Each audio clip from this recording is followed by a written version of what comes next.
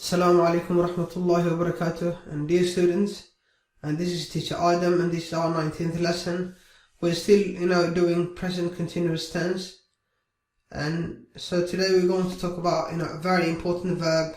So in our previous lesson we talked about eat and how we can turn eat into a present continuous tense. Today we're going to talk about drink, which becomes drinking when we add it an ing to it becomes drinking.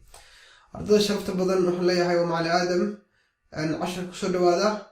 waxaan weli ku guda jiraa present continuous tense oo ah tenska loo yaqaano present continuous tense oo loo isticmaalo waxaa imika dhacaya ama waxaa hadda dhacaya. casharkii horeeya casharkii 18aad waxaan soo dhiganay eat oo cunitaan ah. I am eating pasta, you are eating rice iyo wix lamid ah. soo dhiganay casharka haddana dhigan ku noqo oo soo dhigo. maanta waxaan dhigan doonaa drink macnaheedu waxa weeye cabitaan. marka jumladahan dulmaro verb present continuous tense wuxuu isticmaalaa verb to be buu isticmaalaa. ayda aan bay qaadanaysaa you are, we are, they are, he is, she is, it is, Salim is, magacyada o dhan is bay qaadanayaan hadduu hal magac yahay. My sister is, my teachers are, everyone is, no one is. marka aan dulmaro marka milk oo maxay caano weeye. caanaha milk baa inka lagu dhahdaa milk milk. water waa biyo. coffee cafe weeye ama bun. tea waxa weeye shaah weeye waa tea. water waa water. milk caano weeye. water coffee tea soda weeye milk tea. marka ereyada baa nagu cusub maanta ama kuma cusbada. I am drinking milk. I am drinking milk. I am drinking milk. waxaan cabayaa caano ayaan cabayaa. You are drinking water. You are drinking water. aduu waxaad cabaysaa biyo. We are drinking coffee. We are drinking coffee. annagu waxaanu cabaynaa cafe ama bun. We are drinking coffee. They are drinking tea. They are drinking tea. iyagu waxay cabayaan shaah. He is drinking water. He is drinking water. isagu wuxuu cabayaa biyo. She is drinking milk. She is drinking milk. iyadu waxay cabaysaa caano. It is drinking water. It is drinking water.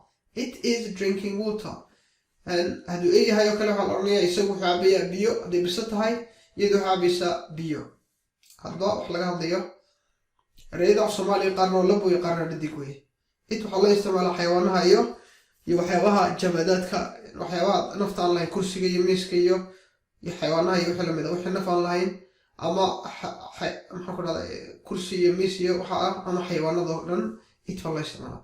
Salim is drinking coffee. Salim is drinking coffee. magacaad hal magacyo is buu qaadanaya. horaan soo dhiganay verb to be kusoo dhiganay.